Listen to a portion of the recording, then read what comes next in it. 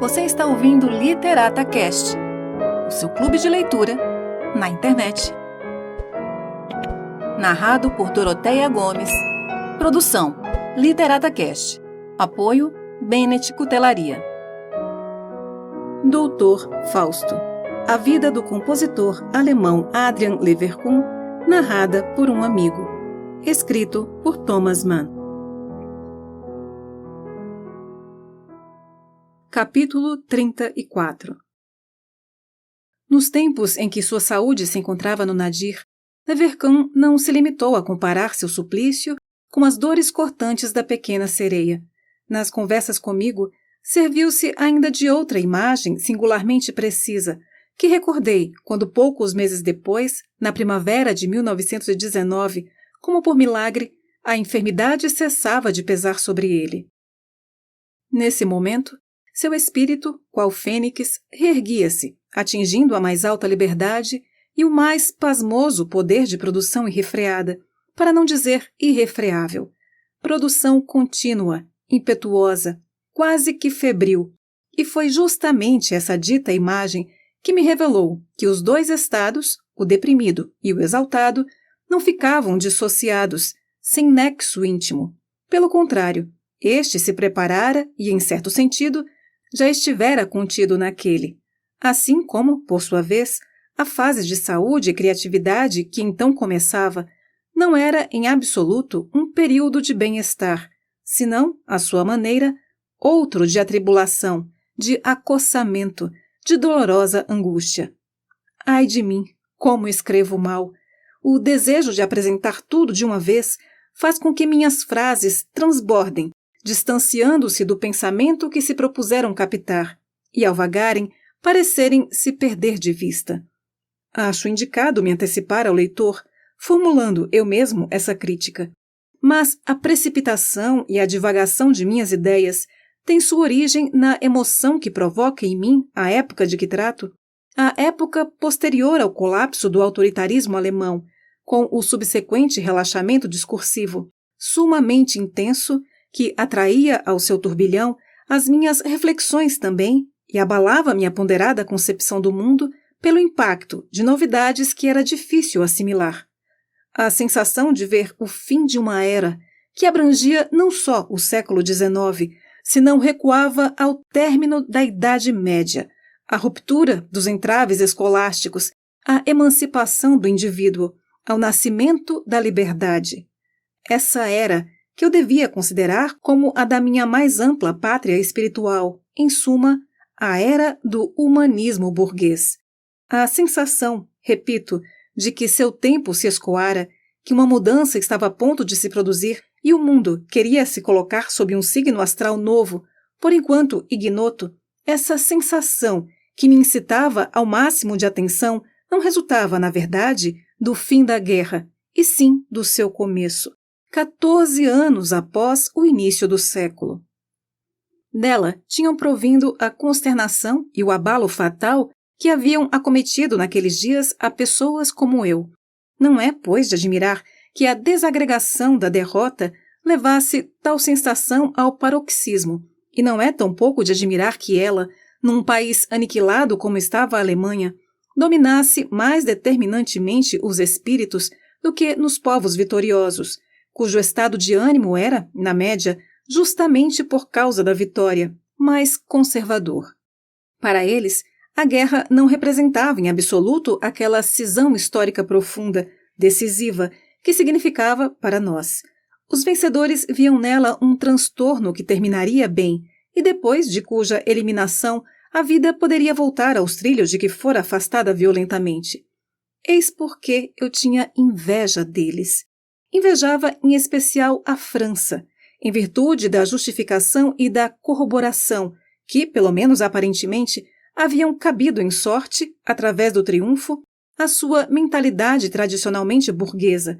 Invejava sua certeza de estar abrigada no racionalismo clássico, certeza essa que ela podia colher da vitória.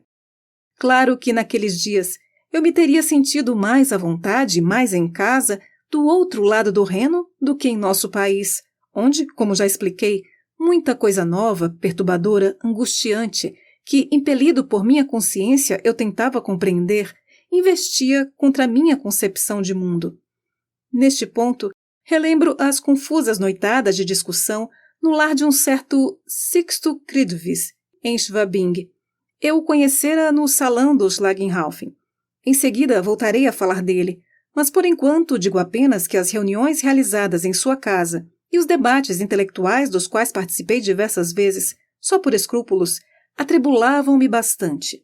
Ao mesmo tempo, eu assistia de perto, com a alma profundamente comovida e a miúde horrorizada, ao nascimento de uma obra, que, não carecendo de algumas relações audaciosas, proféticas àquelas discussões, confirmava-as e concretizava-as num plano de criação superior.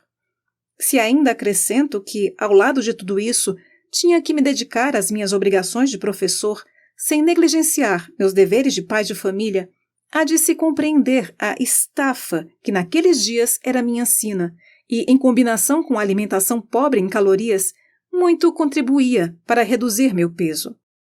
Menciono também isso unicamente para caracterizar o decurso rápido, perigoso desses tempos, e certamente não o faço na intenção de atrair a simpatia do leitor à minha insignificante pessoa, que merece, nas páginas destas memórias, apenas um lugar muito secundário. Já manifestei meu pesar pelo fato de que meu zelo de narrador, de quando em quando, talvez provoque a impressão de certa divagação dos meus pensamentos. Mas esta impressão seria errônea, já que me atenho firmemente às ideias que me propus e não esqueci a minha intenção de citar uma segunda comparação fascinante e reveladora que Adrian fez na fase mais torturante de seus sofrimentos, além da outra com a pequena sereia. Como me sinto? Disse-me ele um dia. Pouco mais ou menos como São João Mártir na caldeira de óleo. Deves imaginar minha situação quase exatamente assim. Eu, a piedosa vítima, estou acocorado na tina, embaixo da qual crepitam alegremente achas de lenha, meticulosamente atiçadas por um sujeito com um fole na mão, e tudo se passa diante dos olhos de Sua Majestade Imperial, que contempla nas proximidades a execução. Saibas que se trata do imperador Nero, em magníficos trajes de grão turco, com brocados italianos sobre os ombros. O carrasco, de alçapão e casaco flotante, tem na mão uma concha de cabo comprido e derrama, em cima de minha nuca, o óleo fervendo, no qual me macero devotamente. Untam-me segundo a receita, que nem um assado infernal. Vale a pena ver isso, e tu estás convocado para te colocares em meio aos espectadores sinceramente interessados, que se comprimem atrás da barreira, os magistrados, o público que recebeu convites, alguns de turbante, outros de gorro bentudesco, ainda encimado de um chapéu. Sua tensão concentrada goza da proteção de uns alabardeiros. Um mostra ao outro o que acontece a um assado infernal. Colocam 2 dedos sobre a bochecha e 2 dedos debaixo do nariz.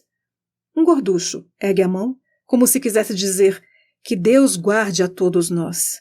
Nos rostos das mulheres percebe-se a simplória edificação. Estás vendo que nos encontramos muito perto uns dos outros.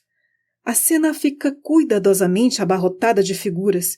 O cachorrinho do Sr. Nero veio também, para que não haja nenhum lugar vazio. Arvora uma fisionomia de fraudiqueiro irado.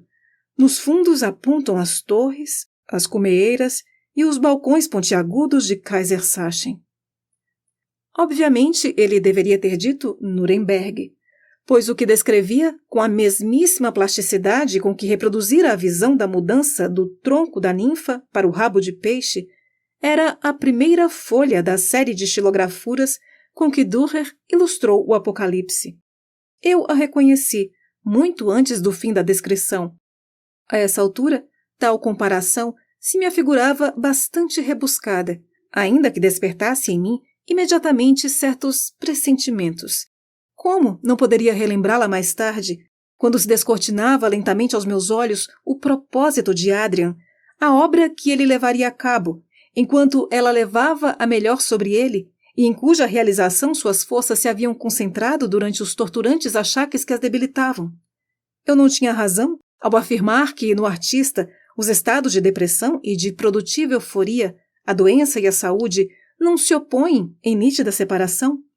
Que, pelo contrário, na doença e, em certo sentido, sob a sua proteção, operam elementos da saúde? Que elementos mórbidos entram nas regiões desta última, produzindo o gênio? É mesmo assim. Devo essa percepção a uma amizade que me causou muitas mágoas e grandes terrores, mas também sempre me encheu de orgulho. O gênio é uma forma de energia vital, profundamente conhecedora da doença, abeberada na mesma e criativa através dela. A concepção do oratório apocalíptico e o trabalho clandestino nele remontam, portanto, bem longe a um período no qual as forças de Adrian pareciam totalmente esgotadas. Mas a veemência e a rapidez com que a obra, no decorrer de poucos meses, foi num jato lançada sobre o papel, firmavam em mim a ideia de que aquela miséria fisiológica não passara de uma espécie de refúgio e esconderijo, aonde se retirara a natureza de meu amigo a fim de fomentar seus planos despercebidamente ao abrigo de quaisquer conjecturas, numa solidão dolorosamente apartada da vida dos sadios, e de desenvolver, assim, projetos aos quais a saúde normal jamais confere a necessária audácia e que, por assim dizer, precisam ser roubados dos infernos, para dali serem carregados à luz do dia. Já mencionei que somente aos poucos, de visita em visita, se me desvendava o que ele pretendia fazer. Adrian escrevia, esboçava, colhia material, estudava e combinava. Isso não podia me escapar. Constatei-o com íntima satisfação. Minhas perguntas cautelosamente tateantes defrontaram-se durante várias semanas ainda com um silêncio meio brincalhão e uma reticência que, entre temerosas e irritada, guardava um segredo um tanto sinistro, disfarçado por uma risada de senho franzido. Surgiam então frases como: "Não sejas indiscreto e mantém pura a tua pequena alma", ou "Quando chegares a sabê-lo, ainda será cedo demais". Ou então replicava, já de modo mais claro, mais disposto à confissão: "Pois é, lá estão fermentando atrocidades sagradas. Parece que não é nada fácil tirar do sangue o vírus teológico. De inopino, acomete-nos uma violenta recaída". A alusão confirmava em mim suposições que me tinham vindo em face de suas leituras. Na sua mesa de trabalho, deparei com um curioso alfarrábio, uma tradução em versos franceses feita no século XIII, da Visão de São Paulo, cujo texto original grego data do século IV. Quando indaguei onde ele encontrara esse livro, respondeu: "A Rosenstiel descobriu-o. Não é a primeira curiosidade que ela desentocou para mim. Que mulher sabida! Não deixou de notar a simpatia que tenho por pessoas que se encaminharam para lá embaixo. Quero dizer, que desceram ao inferno. Isso cria familiaridade entre vultos tão distantes entre si como o São Paulo e o Enéas de Virgílio. Te lembras de que Dante os une fraternalmente, como dois que estiveram ali?" Lembrava-me, sim. "Infelizmente", disse eu, "não poderá tua filia hospitalis ler esse texto para você." "Não", tornou ele rindo. "Para o francês arcaico deverei usar meus próprios olhos." Pois naqueles dias em que Adrian fora incapaz de usar esses seus olhos, visto que a dolorosa pressão acima deles e nas órbitas impossibilitava qualquer leitura, Clementine Schweigestio tivera frequentemente que ler para ele em voz alta certas coisas que na boca de uma gentil moça camponesa soavam bastante estranhas e todavia nada inadequadas. Eu mesmo já encontrara a simpática rapariga em companhia de Adrian no quarto do abade, sentada em posição muito correta na cadeira Savonarola, diante da escrivaninha, lia para meu amigo, que repousava na poltrona de Benheimer. Num tom comoventemente desajeitado, em alemão castiço, declamando, assim como se aprende na escola primária, escandia as palavras de um livro mofado, encadernado em papelão, que de certo entrara igualmente nessa casa através da engenhosa Rosenstiel. eram as estáticas vivências de Mesdil de Magdeburgo. Sentei-me, silenciosamente num cantinho, no banco triangular, a fim de escutar por algum tempo, com pasmo, essa recitação piedosa, insólita, primitiva e excêntrica. Fiquei então sabendo que esse tipo de performances repetia-se com certa frequência. A moça de olhos castanhos vestia castos trajes rústicos, de lã verde-oliva, que revelavam as indicações do pároco da aldeia. O corpinho, de gola alta, provido de pequenos botões de metal, bem próximos um do outro, achatava o busto juvenil e formava uma ponta sobre a saia pregueada, que descia até os pés. Sob o rufo que cingia o pescoço, Clementine usava como único adorno um colar de antigas moedas de prata. Na sua salmodiante entonação de escolar, lia para Adrian trechos de obras às quais o digníssimo padre certamente não faria nenhuma objeção, literatura visionária e especulações sobre o além, redigidas ao começo do cristianismo e na Idade Média. De vez em quando, a mãe Schweigestl passava a cabeça pela porta para procurar a filha, da qual talvez necessitasse nas lides caseiras. Mas limitava-se a esboçar um gesto amável de aprovação e logo se retirava. Às vezes, também se sentava por uns 10 minutos numa cadeira ao lado da porta, a fim de escutar um pouco, e em seguida desaparecia sem nenhum ruído. Quando Clementine abandonava as anagogias de Methilde, era para ler as de Hildegard de Bingen, e se não se tratasse dessas, ouvia-se uma tradução alemã da Historia Ecclesiastica Gentis Anglorum, do erudito monge Beda Venerabilis, estudo esse no qual se nos comunicou boa parte das fantasias célticas a respeito do outro mundo e das visões escatológicas do período primitivo do cristianismo em terras irlandesas e anglo-saxônicas. Todos esses relatos extasiados, que anunciam o juízo final e instigam pedagogicamente o temor ao eterno castigo, constituem uma esfera de tradições sumamente densa, cheia de motivos que se repetem, e Adrian encerrava-se nela no intuito de se preparar para uma obra que concentrasse, num só foco, todos os elementos da mesma, ajuntando-os ameaçadoramente numa tardia síntese artística e, segundo uma incumbência inexorável, mantivesse diante dos olhos da humanidade o espelho da revelação, para que os homens avistassem nele o que já se avizinhava. O fim está chegando o fim. Ele te aguarda, vê como se aproxima. Já desabrocha e abate-se sobre ti, ó habitante do país. Essas palavras premonitórias que Leverkun pôs na boca do seu testes, da testemunha, do narrador, numa linha melódica espectral, construída numa progressão de quartas perfeitas ou quintas diminutas e baseadas em harmonias de pedal estranhas à clave, e que depois se constituem no texto do ousadamente arcaico responsório, no qual são repetidas de modo inesquecível por 2 coros a 4 vozes, contrapostos um ao outro. Essas palavras, repito, absolutamente não pertencem ao Apocalipse de São João, senão provêm de outra fonte, a saber, a profecia do exílio babilônio, as histórias e as lamentações de Ezequiel.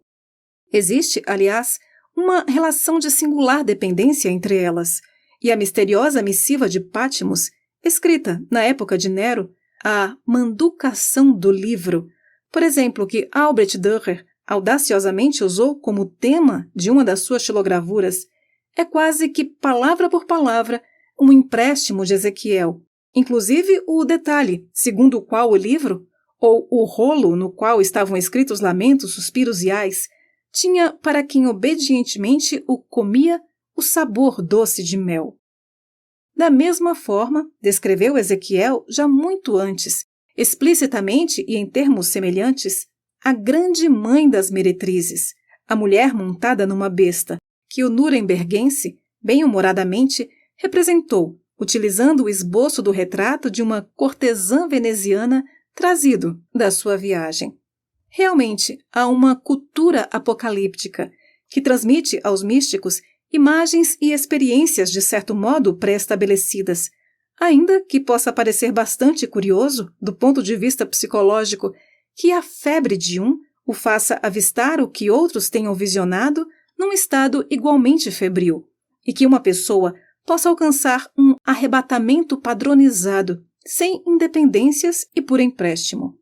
Contudo, é essa a situação que se nos depara, e assinalo-a, junto com a constatação de que Leverkun, no texto de sua incomensurável obra coral, não se restringiu ao Apocalipse de São João, senão incluiu, por assim dizer, toda aquela tradição visionária a qual me referi. Assim se originou a criação de um Apocalipse novo, individual, que é, em certo sentido, um resumo de quaisquer profecias relativas ao fim. O título, Apocalipsis cum figuris, é uma homenagem a Dürer e provavelmente quer acentuar a realização visual e com ele a minuciosidade gráfica, o espaço repleto de pormenores fantasticamente exatos, que ambas as obras têm em comum. Falta, no entanto, muito para que se possa afirmar que o imenso afresco de Adrian esteja acompanhando fielmente o temário das 15 ilustrações do mestre de Nuremberg. Seus sons terríveis e sua arte consumada alicerçam-se, sem dúvida alguma, em numerosas palavras do enigmático documento que inspirou a Dürer também. Mas Leverkun ampliou o campo das possibilidades musicais, do coral, do recitativo, da ária, ao incorporar na sua composição passagens escolhidas nos trechos sombrios do saltério, tais como aquele pungente "Minha alma está cheia de gemidos e minha vida próxima do inferno". Assim como os mais terríficos e expressivos quadros e vaticínios das escrituras apócrifas, e ainda certos fragmentos das Lamentações de Jeremias, que hoje adquirem indizível atualidade, além de algum material haurido de fontes mais remotas. Tudo isso contribui para que se crie a impressão geral de um outro mundo que se abre e de uma prestação de contas que se inicia, de uma viagem ao inferno, na qual se inserem e amalgamam visionariamente as representações do além de fases primitivas, xamanísticas, da antiguidade e do cristianismo até a época de Dante.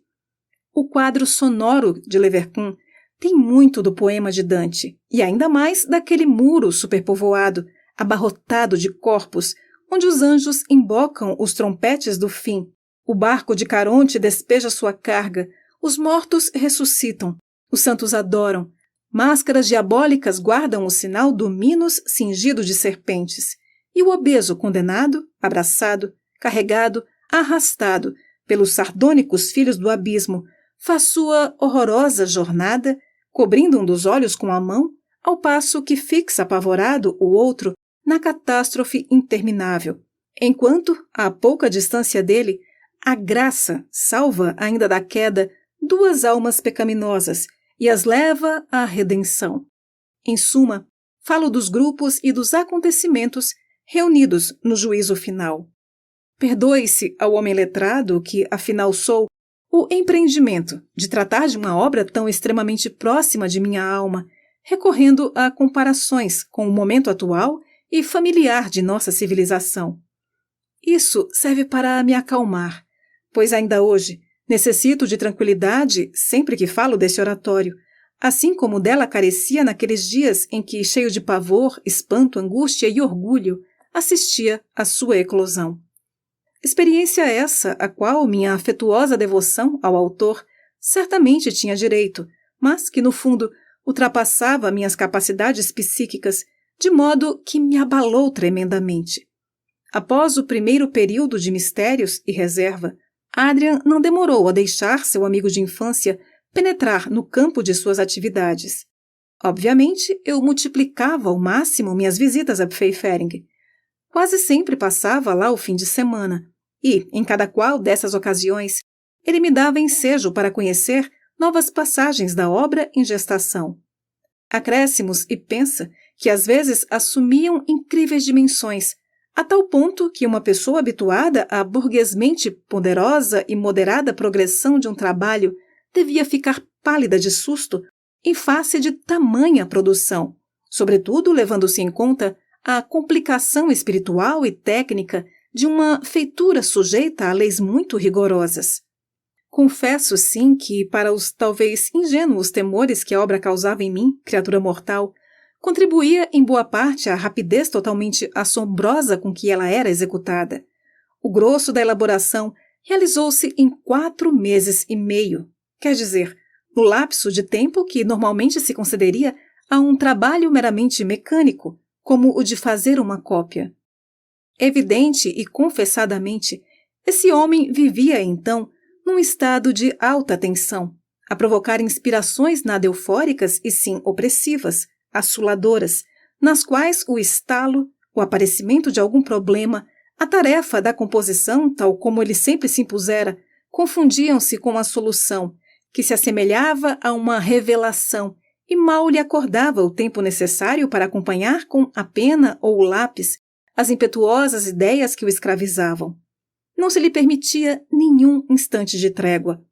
O mesmo homem que havia pouco ainda estivera inteiramente debilitado, trabalhava todos os dias 10 horas ou mais, apenas interrompidas por um breve intervalo para o almoço e de vez em quando uma caminhada ao ar livre, ao redor do laguinho Clamer ou ao cume do Monte de Sião, excursões apressadas que mais se pareciam com tentativas de fuga do que com buscas de recreio, e pelo andar, ora precipitado, ora hesitante, revelavam que eram tão somente outras formas de sua agitação.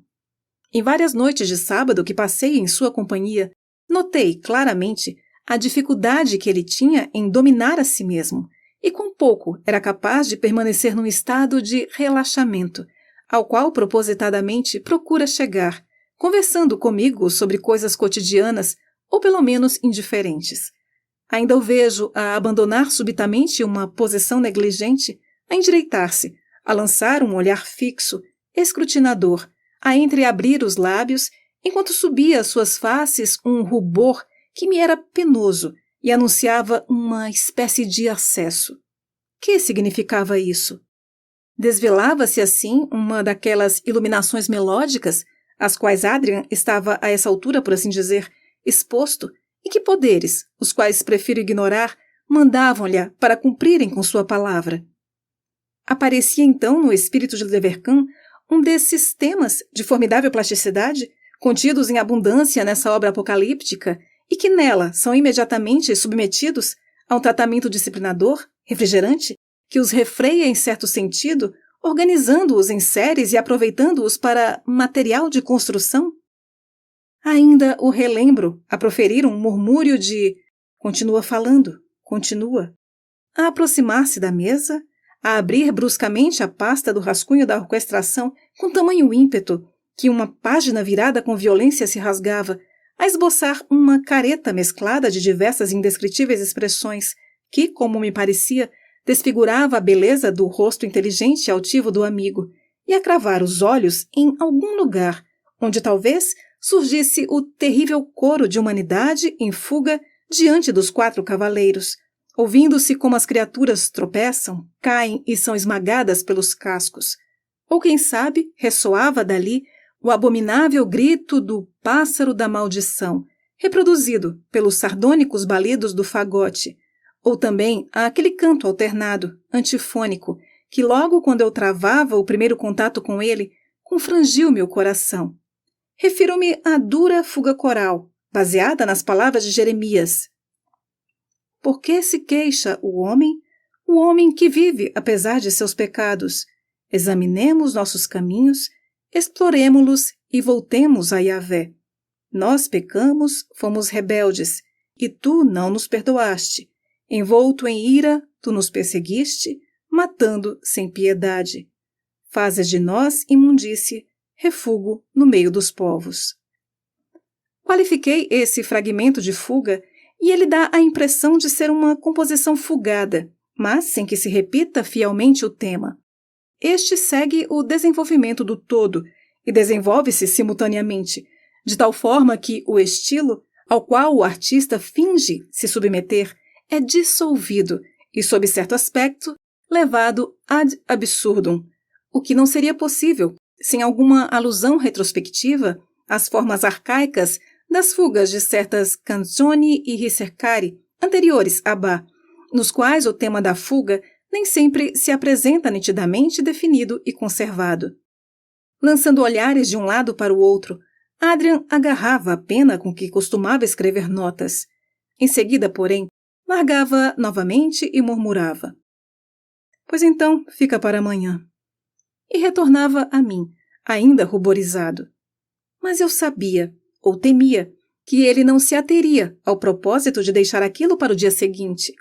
Imediatamente depois de eu ter me despedido, voltaria ao trabalho, para elaborar o que, durante a conversa, acometera-o de inopino.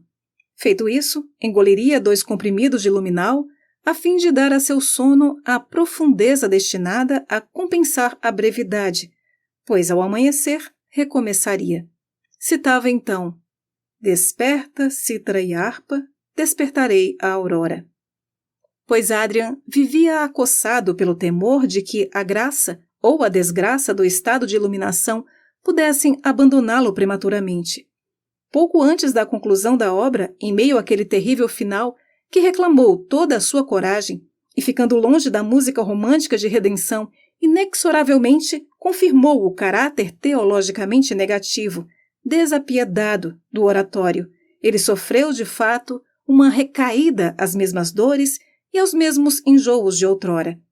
A crise prolongou-se por 3 semanas, durante as quais, segundo as suas próprias palavras, perdia até qualquer lembrança da técnica de composição e toda a vontade de compor.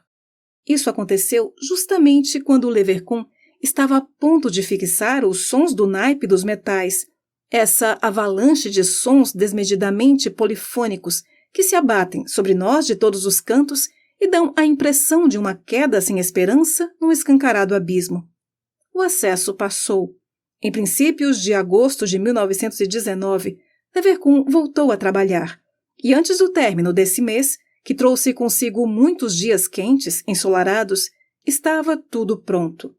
Os 4 meses e meio, que, como eu disse, perfazem o tempo da elaboração da obra, estendiam-se até a interrupção provocada pelo esgotamento. Incluindo-se ainda esse intervalo e a fase de conclusão, Adrian gastou, é pasmoso, apenas 6 meses para escrever o rascunho do Apocalipse.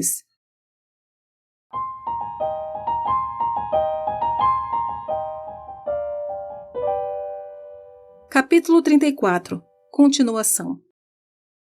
Será isso tudo o que, na biografia do meu saudoso amigo, terei que dizer com respeito a essa sua obra, 1000 vezes odiada e com repugnância contornada, mas também 100 vezes amada e exaltada? Acho que não. Muita coisa ainda pesa sobre o meu coração. Eu me propus assinalar logo as qualidades e as características pelas quais ela me deprimia, ainda que me deixasse cheio de admiração, e me aterrorizava, ou melhor, despertava meu interesse de uma forma que me angustiava. Logo me propus, repito, assinalar tudo isso em combinação com as pretensões abstratas que, como já frisei rapidamente, tive que enfrentar nas discussões travadas no apartamento do senhor Sixtus Cridvis. Foram as ideias novas manifestadas nesses saraus, em conjunto com a criação solitária de Adrian, o que produziu em mim o estado de estafa cerebral, no qual então vivi, e que realmente me fez perder quase 6,5 kg de meu peso. Cridvis, gravador e ilustrador de livros, colecionava xilogravuras coloridas e cerâmicas do Extremo Oriente.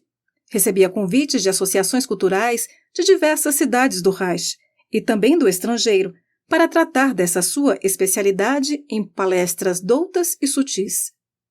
Baixinho, de idade indefinível, falava num dialeto pronunciadamente renano-hessiano, e o que dizia revelava descomunal agilidade de intelecto. Sem evidenciar quaisquer laços espirituais, auscultava, por mera curiosidade, os movimentos da época e qualificava de enorme importância tudo quanto se lhe comunicasse a respeito deles. Ocupava, na Martiusstrasse, no bairro de Schwabing, um apartamento cuja sala de recepções estava adornada de encantadoras pinturas chinesas a nanquim ou em cores, do período Song. e fazia questão de transformar sua moradia num ponto de reunião das personalidades mais preeminentes e dos vultos mais bem informados, mais envolvidos na vida espiritual, entre os que a boa cidade de Munique abrigava então entre seus muros. Organizava noitadas de debates entre os cavalheiros, sessões íntimas de mesa redonda, com nunca mais de 8 ou 10 participantes, que lá apareciam pelas 9 horas, depois do jantar, e sem que o anfitrião tivesse grandes despesas, tais saraus não tinham outra finalidade que não a convivência social e a troca de ideias. De resto, esses colóquios não conservavam ininterruptamente o mais alto nível intelectual. Às vezes, descambavam em conversas joviais, cotidianas, palreiras, pelo simples fato de que, em virtude dos gostos e das obrigações sociais de Cridvis, havia certa desigualdade nos predicados espirituais dos participantes. Acontecia, por exemplo, que em algumas sessões estivessem lá 2 rebentos da estirpe grão-ducal de Hesse-Nassau, que faziam seus estudos em Munique, jovens simpáticos que o dono da casa, com visível entusiasmo, chamava de belos príncipes. Já por serem muito jovens, sua presença impunha às palestras certas considerações.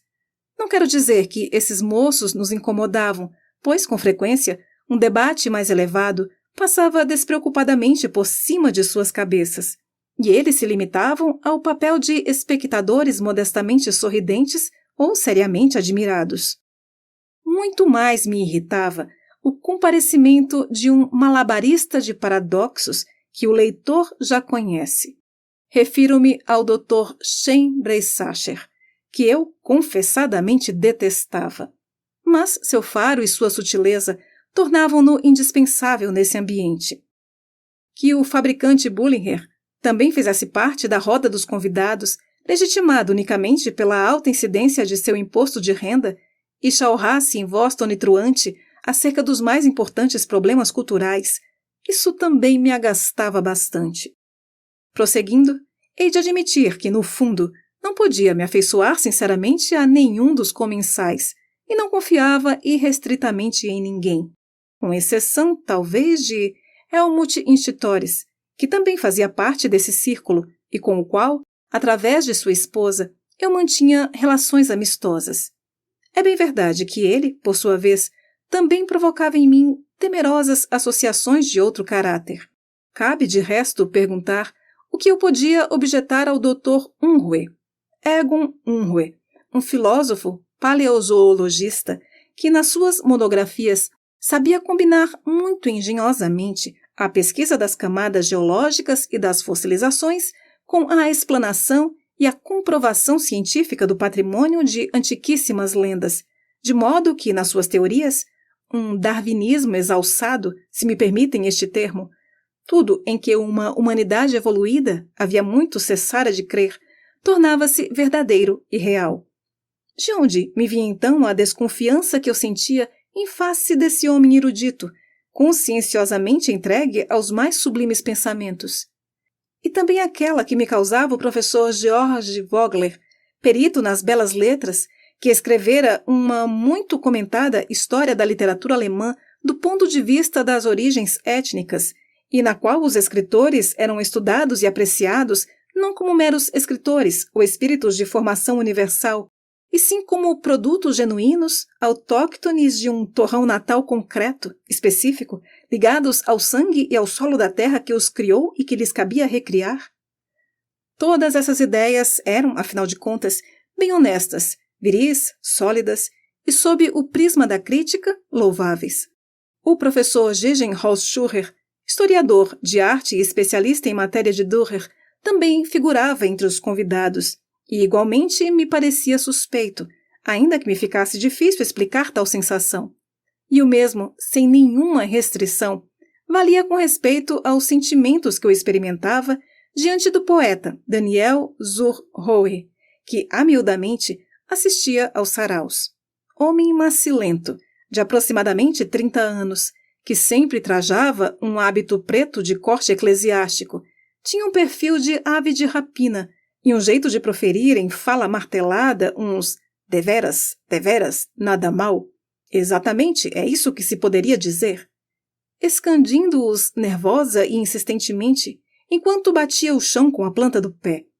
Gostava de cruzar os braços por cima do peito ou esconder uma das mãos no colete, à maneira de Napoleão, e seus sonhos poéticos gravitavam em torno de um mundo que sangrentas campanhas tivessem sujeitado ao espírito puro, impondo-lhes assim um regime de terror e férrea disciplina.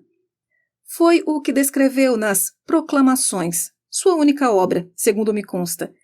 Elas já tinham sido publicadas antes da guerra, numa edição impressa em papel artesanal, e não se podia negar que essa erupção lírico-retórica de um exuberante terrorismo distinguia-se por sua considerável força de expressão. O signatário dessas proclamações era um ente denominado Christus Imperator Maximus, de energia dominadora, e que aliciava tropas dispostas a morrer a fim de subjugarem o globo terrestre, promulgava mensagens parecidas com ordens do dia, estipulava sadicamente condições inexoráveis, pregava pobreza e castidade e não cessava de exigir, a golpes de punhos, uma obediência ilimitada, incontestável. Ó soldados, assim terminava o poema, entrego-vos para o saqueardes, o mundo. Tudo isso era belo e tinha forte consciência de sê-lo. Era belo de um modo cruel, inteiramente estético, naquele desbragado espírito exclusivo, irresponsável, frívolo que poetas ousam manifestar. Em suma, o mais esdrúxulo, o mais absurdo esteticismo que jamais me foi dado presenciar. É escusado dizer que Helmut Institores o apreciava grandemente.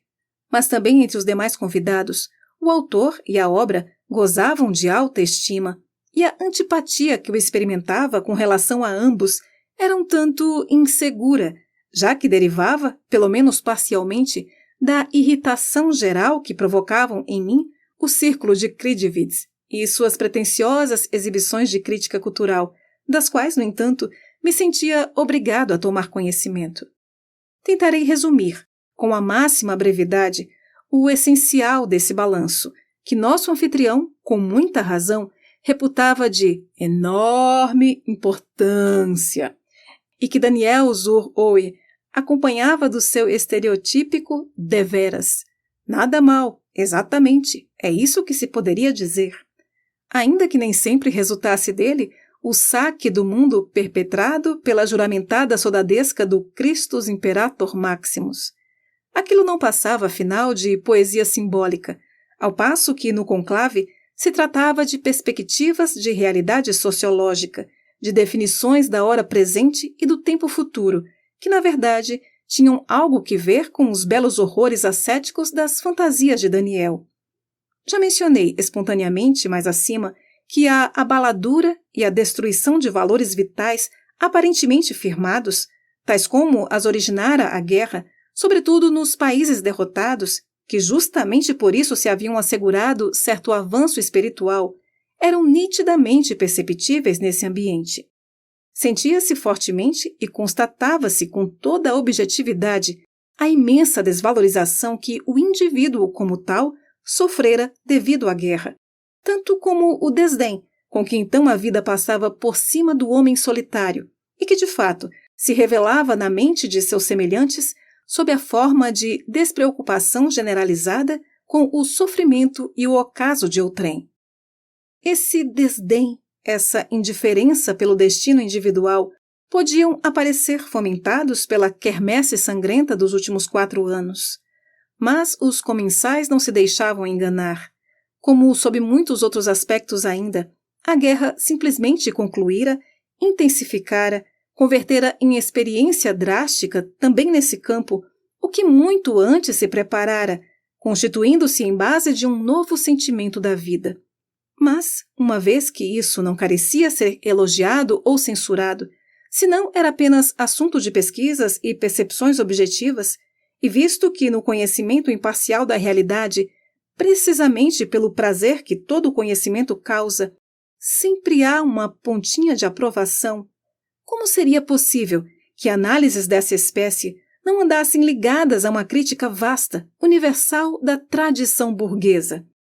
Refiro-me aos valores da civilização, do esclarecimento, do humanismo, e a sonhos que visionavam o enobrecimento dos povos através da cultura científica. Que os que proferiam tais críticas fossem representantes da erudição, do magistério, das ciências, e proferiam-nas serenamente, às vezes dando risadas complacentes, orgulhosos de sua espirituosidade, propiciava ao debate uma atração peculiar, picante, inquietante e até levemente perversa. E não é necessário mencionar que o regime que nós, os alemães, devíamos à derrota, a liberdade que nos coubera em sorte, numa palavra, a República Democrática, não eram, em absoluto, considerados como uma forma adequada à nova ordem que visava. Com unanimidade total, reputavam-nos efêmeros e de antemão desprovidos de qualquer importância. Com menosprezo, até os qualificavam de tola piada. Citavam Tocqueville, Alex de Tocqueville, que disse que 2 torrentes tinham nascido da Revolução, como de uma fonte comum. Uma proporcionava aos homens instituições livres, e a outra o poder absoluto.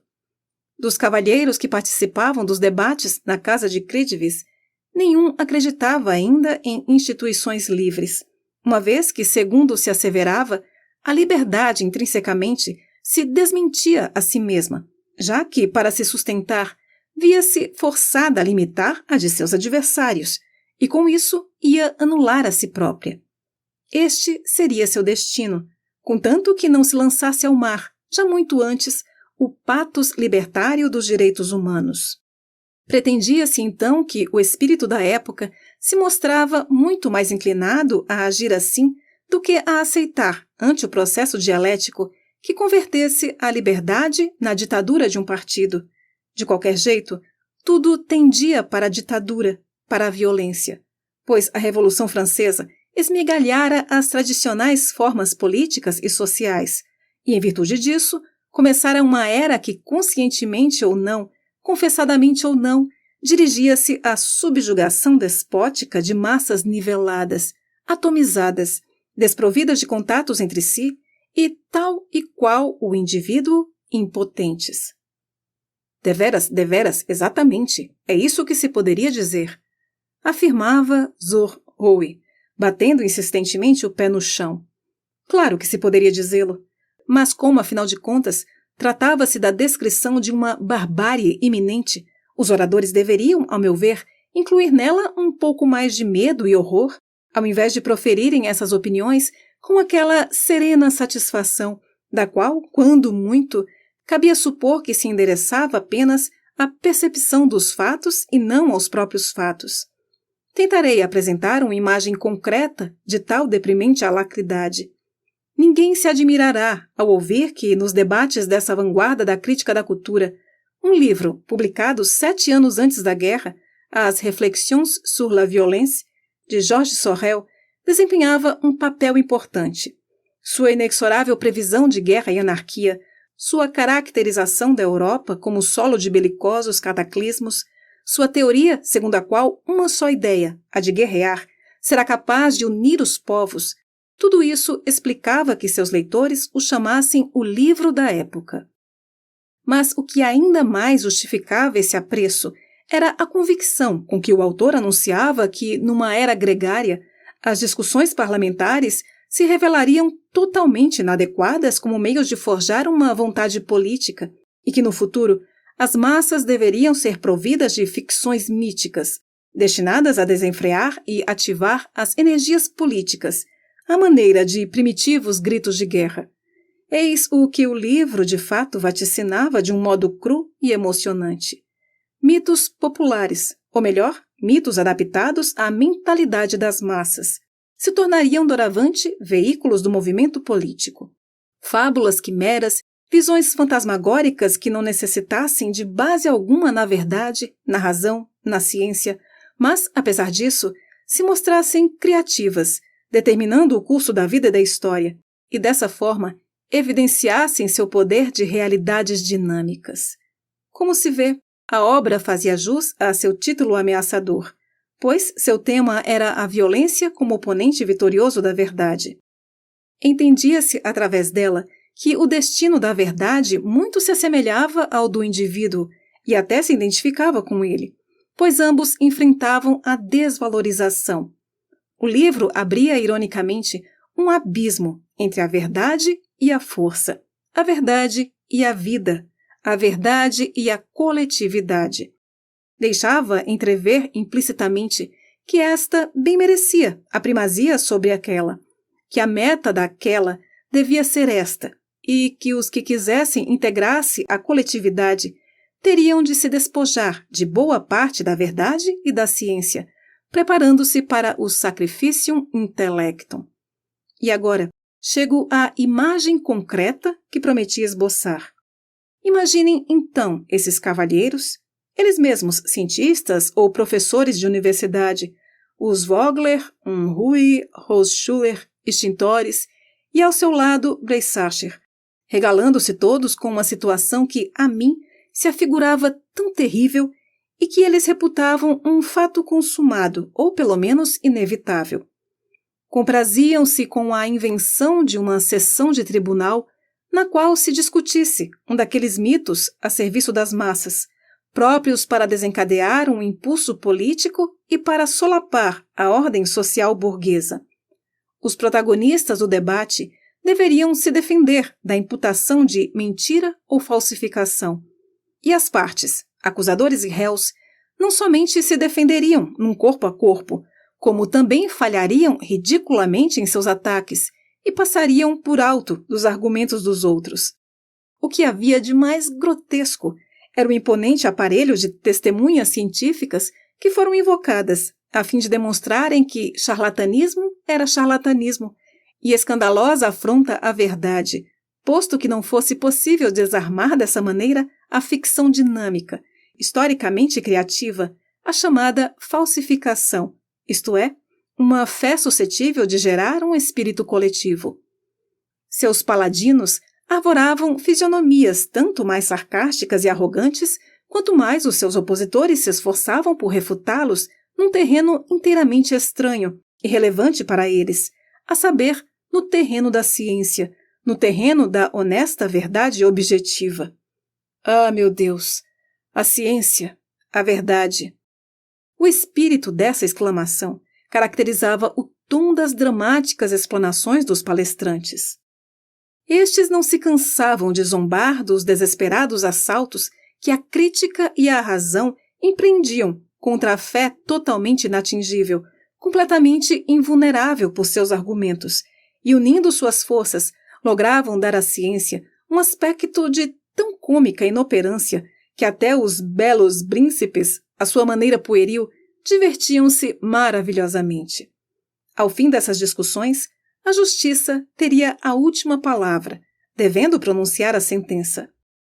Mas a jovial roda dos comensais não hesitava em atribuir a ela a mesma desqualificação de si própria que aplicavam a si mesmos. Uma jurisprudência que quisesse se alicerçar nos sentimentos populares e fizesse questão de não se isolar da coletividade, não se poderia permitir o luxo de adotar o ponto de vista da chamada verdade teórica, contrária à alma do povo. Cabia-lhe afirmar seu modernismo e seu patriotismo, na acepção mais atual do termo, respeitando o fecundo falsum, absorvendo seus apóstolos e despachando peremptoriamente a encalistrada ciência. Deveras, exatamente, era de fato o que se podia dizer toque, toque. Se bem que eu sentisse algum mal-estar na região do estômago, não me convinha bancar o desmancha-prazeres e deixar perceber a minha repugnância. Cumpria me associar à hilaridade generalizada, tão bem ou mal que o conseguisse, tanto mais que esta não significava irrestrita aprovação, senão, pelo menos por enquanto, somente uma percepção do presente e do porvir, acompanhada de risadas em virtude de sua engenhosidade. Podia ocorrer que em certo momento eu sugerisse, se é que se queira falar sério por alguns minutinhos, que talvez devêssemos ponderar se um pensador realmente preocupado com as necessidades das massas não faria melhor, apesar dos pesares, pondo o fito na verdade e não na coletividade, uma vez que esta indiretamente e ao longo do tempo teria maior proveito se lhe propiciasse a verdade, por mais amarga que ela fosse, do que aquele que lhe causariam ideias que pretendessem servi-la em detrimento da verdade, mas, de fato, devido a essa renegação, corroeriam sinistramente os fundamentos de qualquer coletividade autêntica. Ora, nunca na vida eu disse coisa alguma que provocasse menor repercussão positiva do que essa minha proposta. Admito, aliás, que ela era indelicada, por não condizer com a atmosfera do ambiente e por estar impregnada de um idealismo obviamente conhecido, por demais conhecido, conhecido até a exaustão, apenas para estorvar as inovações. Mais indicado teria sido que eu, junto com os demais componentes da animada távola redonda, me empenhasse em observar e estudar as ideias novas, em vez de opor-lhes argumentos estéreis, no fundo completamente enfadonhos. Que tal se eu ajustasse minhas concepções ao rumo dos debates e avistasse, no decorrer de seu andamento, uma imagem do mundo futuro, a essa altura já em gestação, quaisquer que fossem as reações de meu estômago? Esse mundo era ao mesmo tempo antigo e novo, revolucionário e retrógrado. Nele, os valores ligados à ideia do indivíduo, verdade, liberdade, direito, razão, ficariam inteiramente debilitados e rejeitados, ou pelo menos assumiriam um significado totalmente diverso do que tiveram nos séculos precedentes. Desarraigados da pálida teoria, seriam relativizados, abastecidos de sangue e, em seguida, submetidos a uma instância muito superior, a da força, da autoridade, da ditadura da fé, o que não se realizaria de um modo reacionário, à maneira de ontem ou anteontem, e sim de uma forma que igualaria uma regressão muito inovadora da humanidade, em direção a estados e condições teocráticos medievais. Isso não seria mais retrocessivo do que, por exemplo, o caminho ao redor de uma esfera, que naturalmente, ao passar em torno dela, volta a seu ponto de partida e, portanto, pode ser qualificado de retrógrado. Resultava disso que o retrocesso e o progresso, o antigo e o novo, o passado e o futuro, se tornariam uma e a mesma coisa. Na política, a direita ia confundir-se cada vez mais com a esquerda. A imparcialidade da pesquisa, o pensamento livre, longe de representarem o progresso, pertenciam, pelo contrário, a um mundo retardado, desinteressante. Concedia-se ao pensamento a licença de legitimar a força, assim como uns 700 anos atrás a razão tivera liberdade para discutir a fé e demonstrar o dogma. Eis o que seria sua função. Eis o que incumbiria ao pensador dos nossos dias ou incumbiria ao de amanhã. A pesquisa devia partir, certamente, de alguns pressupostos. Claro que devia. Eram eles a força, a autoridade das massas, e o seriam com tamanha naturalidade que a ciência nem sequer poderia ventilar a ideia de não estar livre. Do ponto de vista subjetivo, restaria mesmo livre, dentro de entraves objetivos ingênitos, tão profundamente enraizados em seu íntimo que jamais ia se sentir amarrada. Para visualizarmos nitidamente o que se preparava e para nos desembaraçarmos do medo tolo que o quadro talvez pudesse provocar em nós, bastava lembrar que o caráter imperativo de certas premissas e condições sacrossantas nunca se tinham constituído em obstáculo à fantasia e à audácia individual do pensar. Antes, pelo contrário, justamente porque a uniformidade e a homogeneidade espirituais eram de antemão impostas ao homem medieval pela Igreja como algo perfeitamente natural, ele desenvolveu bem mais fantasia do que o burguês da era individualista e pôde se abandonar com muito maior segurança e despreocupação à sua imaginação pessoal. Assim, a força oferecia um terreno sólido aos pés. Era anti-abstrata, e eu tinha razão ao prever, em colaboração com os amigos de Cridvis, como o antigo novo, neste ou naquele campo, transformaria metodicamente a vida. O pedagogo, por exemplo, sabia que a essa altura já existia no ensino elementar a tendência para se distanciar do sistema primário de aprender as letras e de soletrar. Em vez disso, preferia-se o método de ensinar palavras inteiras e de ligar à escrita a visão concreta das coisas. Isso representava, em certo sentido, a abolição da escritura abstrata, universal, não associada a nenhuma língua e, de alguma forma, a volta às ideografias dos povos primitivos. Secretamente, de mim para mim, eu pensava: para que precisamos ainda de palavras? Para que escrevemos? Para que serve a língua? A objetividade radical deveria ater-se às coisas, unicamente a elas.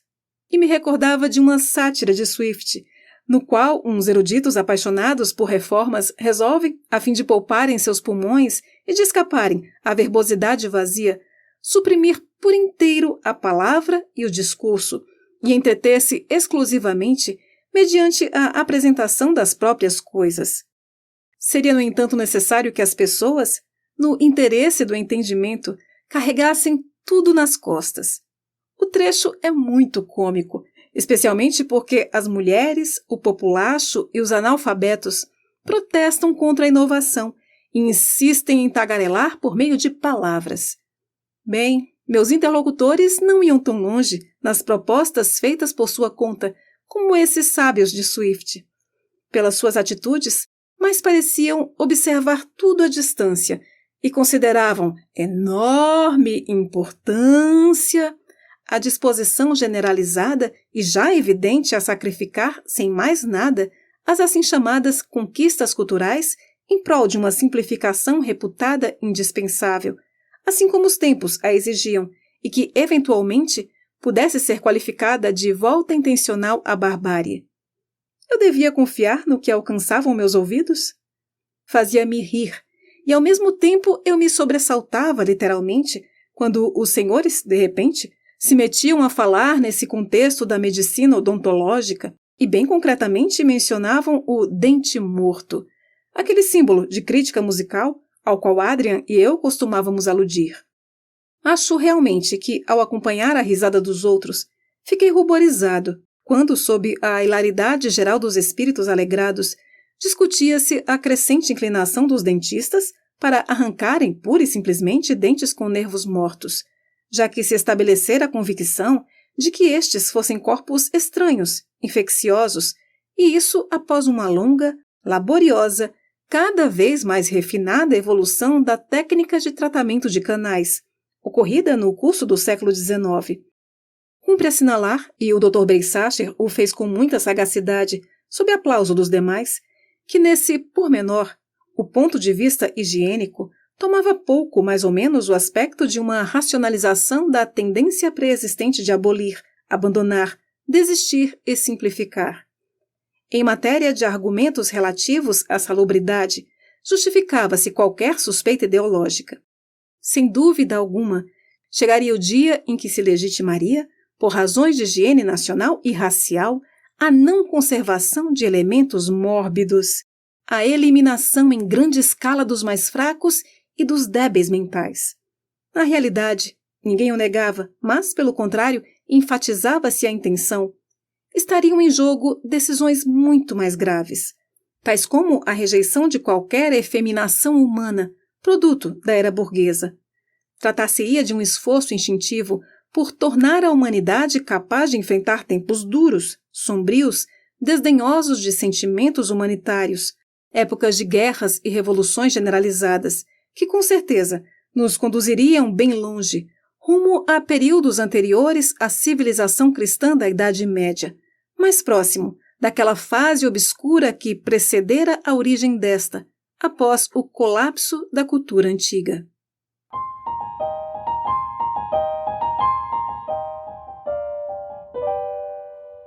Capítulo 34 Fim. Compreenderão agora que um homem, por ter de assimilar novidades dessa espécie, possa perder 6,5 kg de seu peso? Eu provavelmente não teria emagrecido a tal ponto se não tivesse acreditado nos prognósticos das reuniões na casa de Crídivis e andasse convencido de que os comensais proferiam apenas tolices. Porém, esta não era em absoluto minha opinião.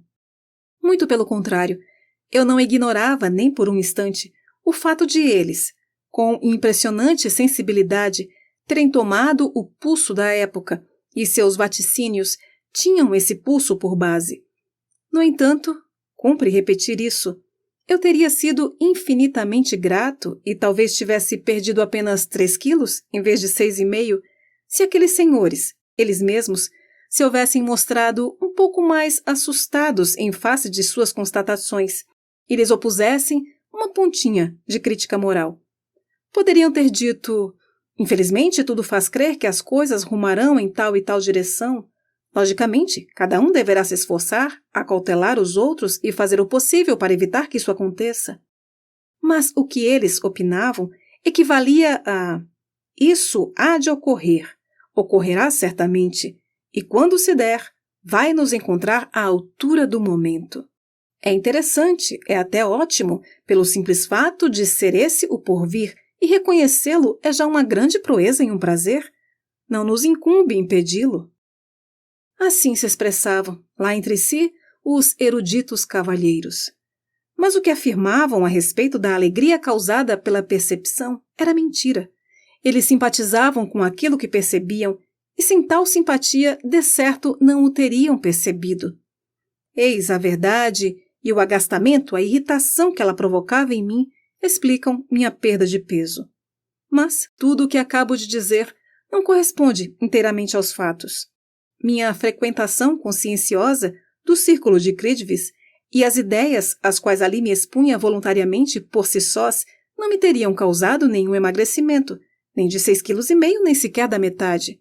Jamais me teria afligido tanto com o palavrório proferido ao redor da távola redonda, não houvesse ele proporcionado o comentário intelectual glacialmente cínico a uma aventura férvida que me acontecia no campo da arte e da amizade. Refiro-me à eclosão de uma obra de arte na minha vizinhança, próxima de mim pelo seu criador, não por ela mesma, pois, como ouso dizer, nela se me deparavam elementos, a meu ver, desconcertantes, perturbadores em excesso.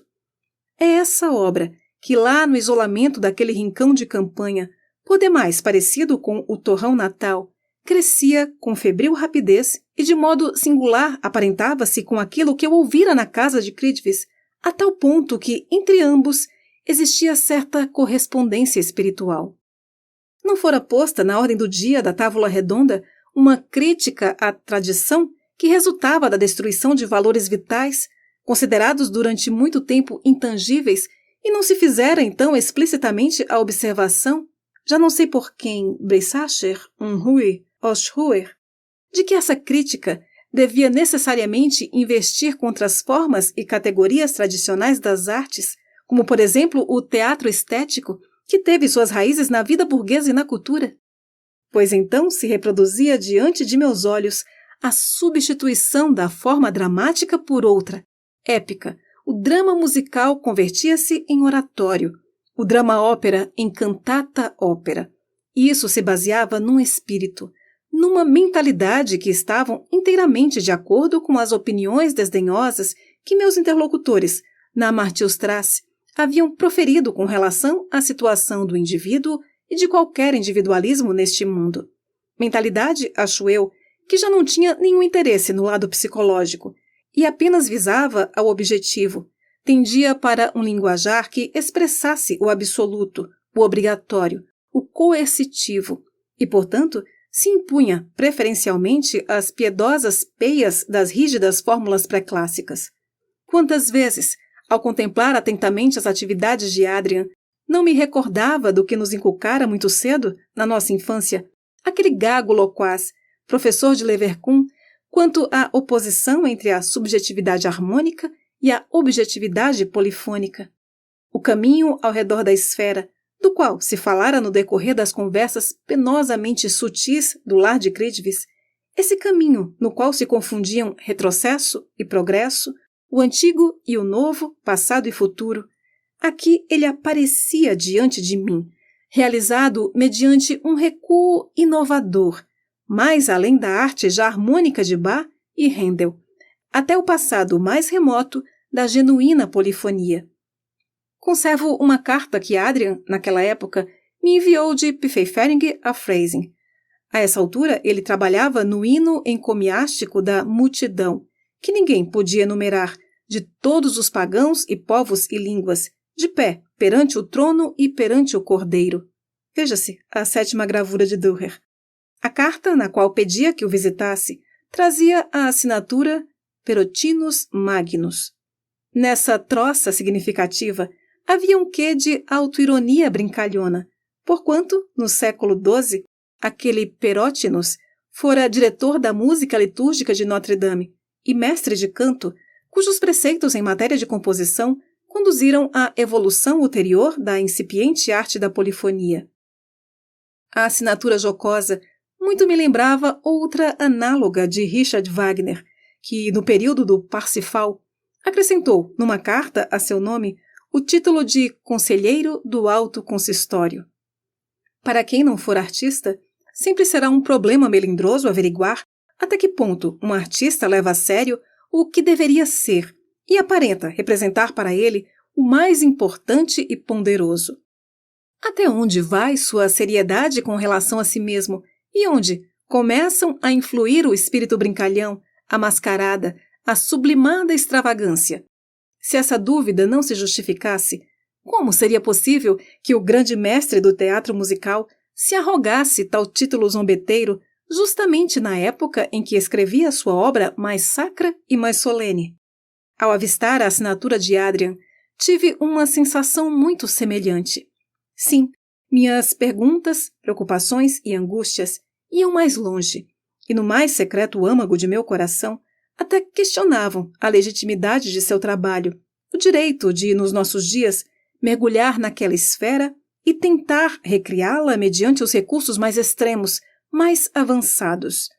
Tratava-se, em suma, em afetuosa e timorata suspeita, de um esteticismo, a provocar uma dolorosa incerteza quanto ao axioma de meu amigo, segundo o qual o oposto destinado a substituir a cultura burguesa não ia ser a barbárie, e sim a coletividade.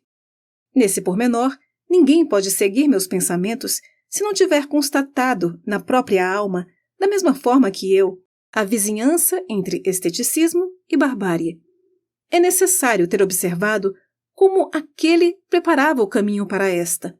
É bem verdade que não presenciei essa desgraça no meu íntimo, senão através da amizade que me ligava ao gênio de um artista querido, gravemente ameaçado.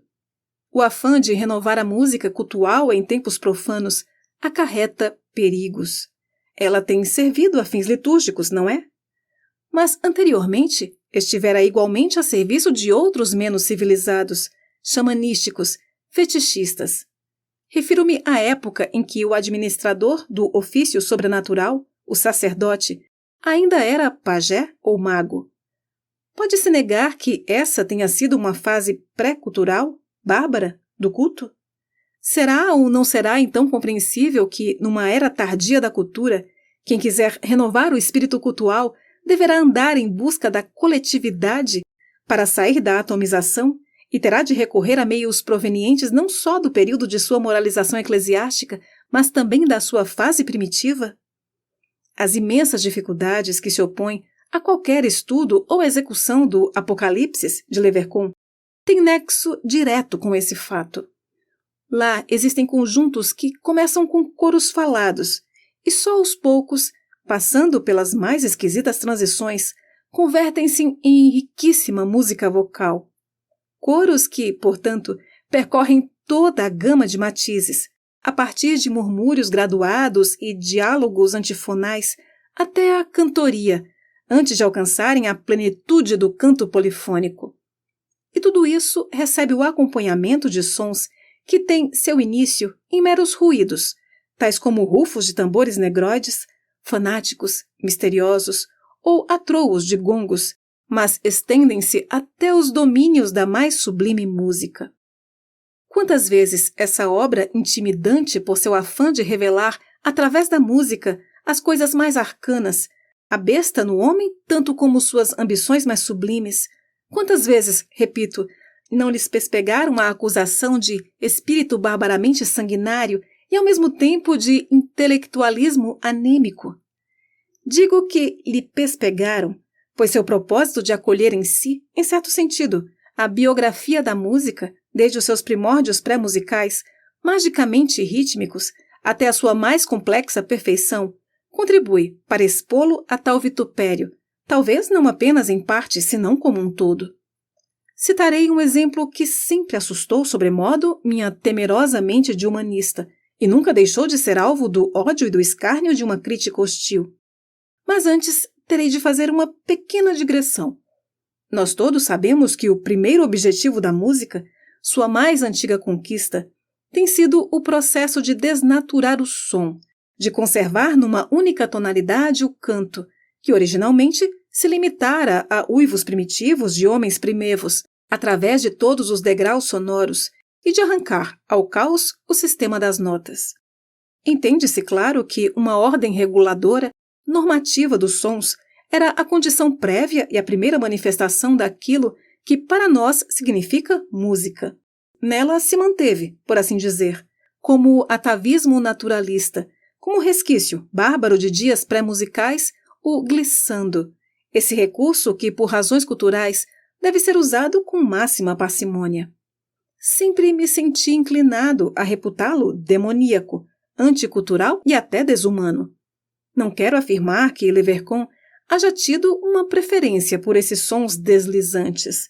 Empregou-os, contudo, com extraordinária frequência, pelo menos na obra em apreço, o Apocalipse, cujas cenas terríficas realmente propiciam as mais tentadoras e também as mais legítimas oportunidades para a utilização desse recurso selvagem. Quão horripilante não é o efeito daqueles glissandi dos trombones na passagem em que as 4 vozes do altar dão a ordem de soltar os 4 anjos exterminadores para que ceifem cavaleiros e montarias, o imperador, o papa e 1/3 da humanidade. Nesse momento, os glissandi representam o tema ao percorrerem as 7 posições da vara do instrumento. O ululo como tema, que horror! E quanto pânico acústico não emana dos glissandi, dos tímpanos, que o compositor prescreve repetidas vezes. Esse efeito de tons ou sons é obtido quando, durante o rufo, manipula-se a afinação automática dos tímpanos a pedal, passando de uma tonalidade a outra.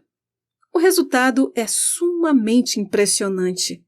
Mas o mais horripilante de tudo é a aplicação do glissando à voz humana, que, todavia, fora o primeiro objeto de ordenamento regulador de tons e da libertação do estado primordial dos ululos arrastados através de todas as notas da gama.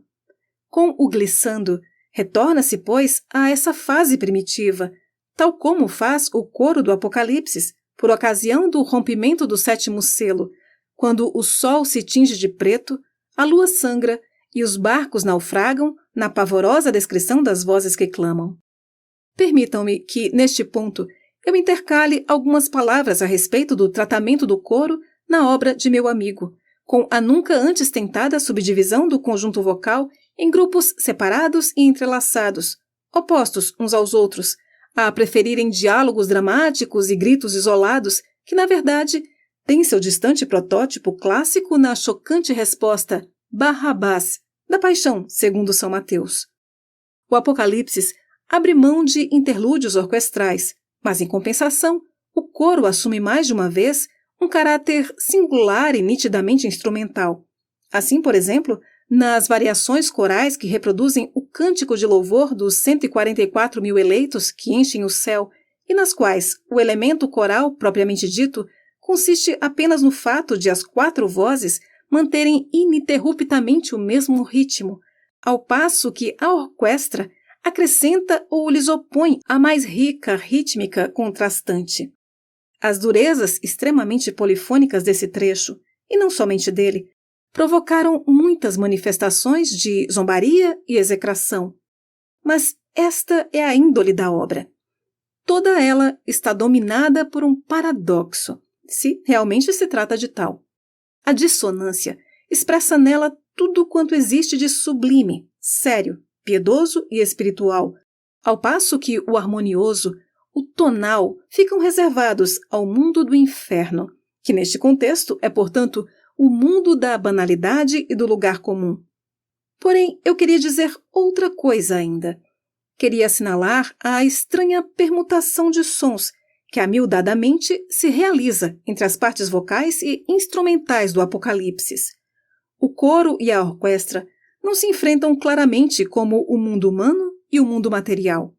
Estão dissolvidos um no outro. O coro foi instrumentalizado e a orquestra vocalizada, a tal ponto e com tamanha intencionalidade que a divisa entre o homem e a matéria parece realmente deslocada, o que seguramente reverte em favor da unidade artística, já que há nisso, pelo menos a meu ver, igualmente algo angustiante, perigoso, malvado. Para apontar alguns detalhes, a voz da grande meretriz Babilônia, a mulher montada num animal escarlate, com a qual fornicaram os reis da terra, essa voz foi curiosa e surpreendentemente confiada ao mais gracioso soprano ligeiro, e suas virtuosísticas volatas confundem-se às vezes com a orquestra, dando a impressão perfeita de sons de flauta. Por outro lado, o trompete sordinado imita de diversas maneiras grotescamente uma vox humana, e o mesmo efeito é produzido pelo saxofone, que desempenha determinado papel em vários dos grupinhos orquestrais que acompanham os cantos dos diabos, a abominável ciranda cantada pelos filhos do abismo. A capacidade para o arremedo zombeteiro, peculiar de Adrian e profundamente arraigada na melancolia de sua natureza, torna-se, nesse instante, produtiva através da paródia dos mais diferentes estilos musicais, nos quais se compraz a insípida arrogância do inferno, sons ridiculizados do impressionismo francês, música de salão burguesa, Tchaikovsky, music hall, as síncopes e as cambalhotas rítmicas do jazz. Tudo isso turbilhona, qual dança de roda, cintilando em todas as cores, sobre o fundo da orquestra principal, que sempre séria, obscura, complexa, defende com rigor radical o nível intelectual da obra. Continuemos. Há ainda muita coisa que eu gostaria de comentar a respeito do legado, por enquanto pouco estudado, de meu amigo, e tenho para mim que o melhor que posso fazer será partir, mais uma vez, do ponto de vista de uma repreensão, cuja plausibilidade admito, embora prefira que me cortem a língua antes que a reconheça como justa. Trata-se da acusação de barbarismo. Imputaram-no a Adrian devido à união de elementos sumamente arcaicos com outros ultranovos. Essa união que caracteriza a obra e, todavia, não é, em absoluto, produto de arbitrariedade, senão tem sua raiz na própria natureza das coisas. Estou tentado a dizer que se baseia na curvatura do mundo, em virtude da qual, na manifestação mais recente, volta à mais remota. Ora, a arte antiga desconhecia o ritmo, assim como a música posterior o compreendeu depois. O canto era metrificado, segundo as leis da língua. Não decorria em compassos e lapsos de tempo periodicamente fracionados. Obedecia antes ao espírito de livres recitações. E qual é o caráter do ritmo na nossa música, na contemporânea? Não se aproxima também ela da acentuação idiomática? Não ficou desfeito em consequência das mudanças impostas por uma excessiva flexibilidade? Já na obra de Beethoven, há movimentos de uma liberdade rítmica que deixa prever o que se seguirá. Na de Leverkusen, pouco falta para que a própria subdivisão em compassos fique suprimida.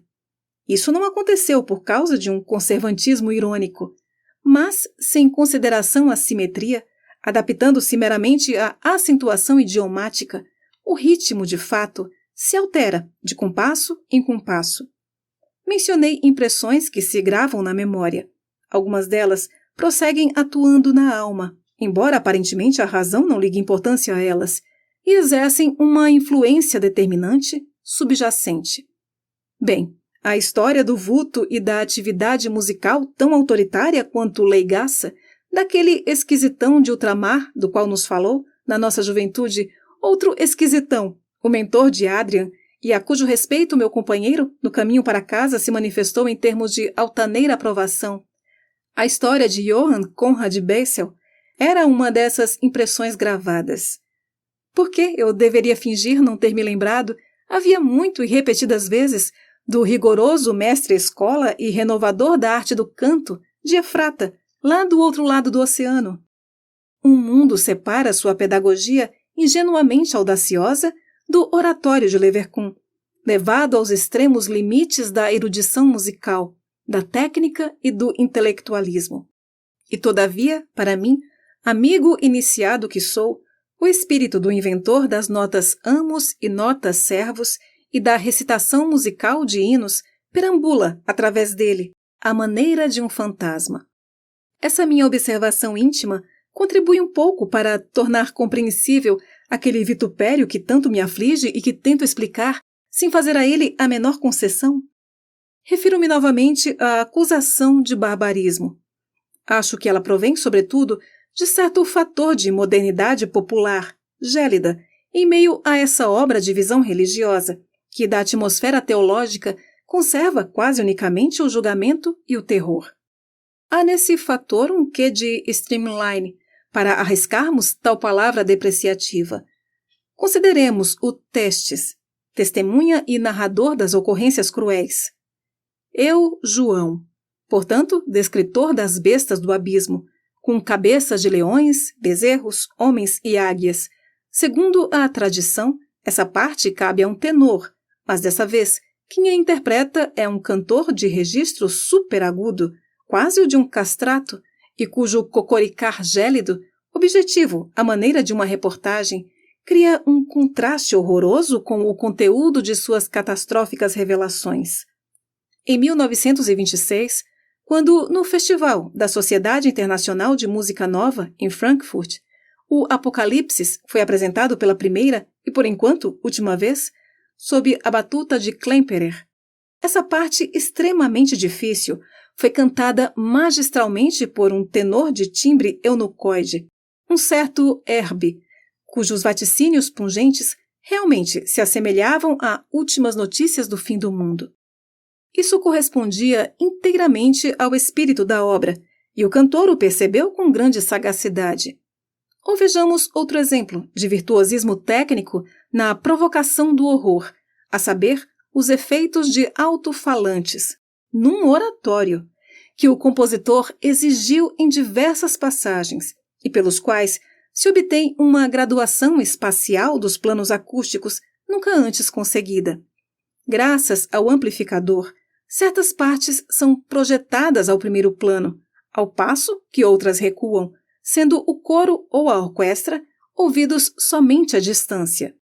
Acrescentem-se ainda os acentos de jazz, que, na verdade, aparecem apenas ocasionalmente, com desígnios puramente infernais, e, sem dúvida, se me perdoará a designação mordaz de streamlined, com respeito a uma obra que, quanto à sua atmosfera intelectual e psíquica, está mais relacionada com Kaisersachen do que com algum espírito modernamente aerodinâmico e cuja índole eu qualificaria com uma metáfora ousada de explosivo arcaísmo. Falta de alma. Sei muito bem que, no fundo, é isso que pensam aqueles críticos que empregam o termo barbarismo a propósito da criação de Adrian. Será que eles jamais escutaram, ou pelo menos percorreram com os olhos, determinados trechos ou momentos líricos do Apocalipse, passagens cantadas, acompanhadas pela orquestra de câmara, trechos capazes de arrancar lágrimas aos olhos de gente mais empedernida do que eu, uma vez que parecem suplicar insistentemente que se acorde ao autor uma alma? Desculpem esta minha polêmica sem alvo específico, por assim dizer, mas, na minha opinião, barbárie e mentalidade desumana consistem em reputar desalmada tal ânsia por uma alma, a ânsia da pequena sereia. Escrevo estas linhas, comovido, no intuito de uma defesa, e logo se apodera de mim outra espécie de emoção, com a lembrança do pandemônio do riso da gargalhada diabólica que, breve, mas execrável, forma o final da primeira parte do Apocalipse. Odeio-o, amo-o e tenho medo dele. Pois, não levem a mal esta confissão por demais pessoal, sempre tive medo da inclinação de Adrian pelo riso, no qual, ao contrário de Rudyard Schildknapp, eu mal sabia secundá-lo. E o mesmo medo, o mesmíssimo desnorteamento temeroso, preocupado, sinto-os em face desse gáudio satânico que se precipita através de 50 compassos, começando com a cachinada de uma voz solista e propalando-se rapidamente, contagiando o coro e a orquestra, para em seguida crescer até um fortíssimo dos tutti, em meio a inversões e contramarchas rítmicas, salvas de sardônicas e triunfantes gargalhadas do inferno, abominável mescla de berros, ladrados, balidos, bramidos, urros e relinchos. Detesto esse episódio, esse vendaval de endemoniada hilaridade, que por sua posição no conjunto da obra salienta-se sobremaneira, e dificilmente teria superado a minha repulsa de tratar dele, não me tivesse ele revelado, no contexto, e de um modo capaz de me confranger o coração, o mais profundo segredo da música, que é o segredo da identidade.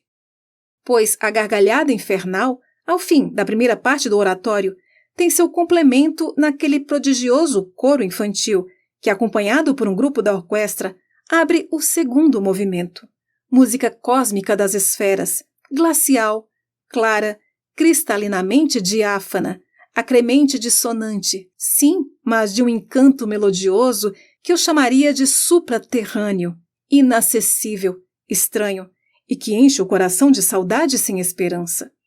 E esse trecho, cuja magia conseguiu conquistar, comover, enlevar até os mais obstinados adversários, é, na sua substância musical, como constatará quem tiver ouvidos para entender e olhos para ver, uma réplica da risada dos demônios. Adrian é sempre grande quando se trata de desigualar o igual. Conhece-se seu jeito de modificar ritmicamente um tema de fuga já a partir da primeira resposta, de tal forma que, apesar da temática estritamente conservada, não seja possível perceber a repetição. É o que se dá nesse caso também, mas em nenhuma outra passagem ocorre de um modo tão profundo, tão arcano, tão grandioso como nesse coro. Cada palavra que desperta a ideia do além, da metamorfose no sentido místico, da transfiguração, deve ser aclamada como própria nesse caso. O indescritível coro infantil reproduz a terrífica música que se ouvia anteriormente, transposta para um registro totalmente diverso, com instrumentação inteiramente diferente e em outro ritmo. E, no entanto, não há nesse canto sussurrado, nostálgico das esferas e dos anjos, nenhuma nota que não se reencontre, por uma rigorosa correspondência, também no riso do inferno. Lá temos todo o Adrian Leverkühn. Eis na sua inteireza a música que ele representa, e a concordância é, no seu significado profundo, o cálculo elevado ao grau de mistério. É isso que o doloroso privilégio da amizade me ensinou nessa música, ainda que eu, de acordo com minha própria natureza singela, talvez preferisse ver outra coisa.